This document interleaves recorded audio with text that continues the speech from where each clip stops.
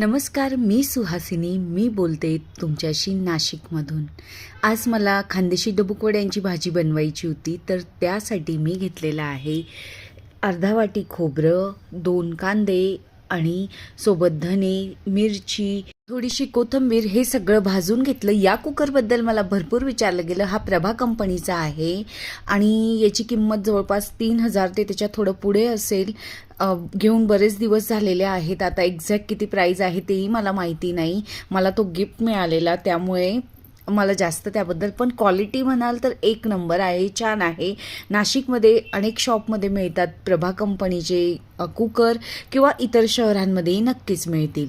तर मी डबूकवड्यांची भाजी अगदी वेगवेगळ्या पद्धतीने प्रत्येक भागामध्ये केली जाते, तर आमच्याकडे अशा पद्धतीने केली जाते. डबूकवड्यांचं पीठ ना, मी आपलं हरभरा डाळीचं पीठ घेतलं, त्यात थोडंसं ओवा, थोडंसं जिरं, कोथिंबीर, तिखट, हळद, मीठ टाकलं आणि वरून थोडंसं तेल टाकलं.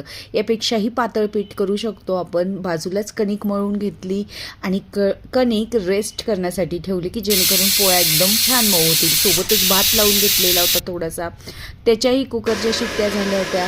मसाला मिक्सरमध्ये वाटून घेतलं, लगेच मिक्सर पुसून घेतलं आणि भाजीला फोडणी द्यायला सुरुवात केली.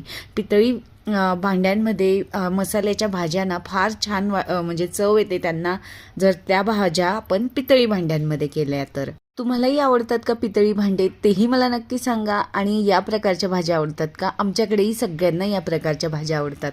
मसाल्याच्या डब्यावरती थोडेसे वाफेचे डाग पडले होते, तेही पुसून घेतले आणि जशी भाजी उकळायला लागली, डबूकवडे भाजीमध्ये सोडून दिले. अगदी छान मटणासारखी ही भाजी असते. जे व्हेजिटेरियन लोक असतात त्यांच्यासाठी तर हा मस्तच पाहुणचार. आणि सोबतच ताट वाढून घेतलं. येताय मग जेवायला?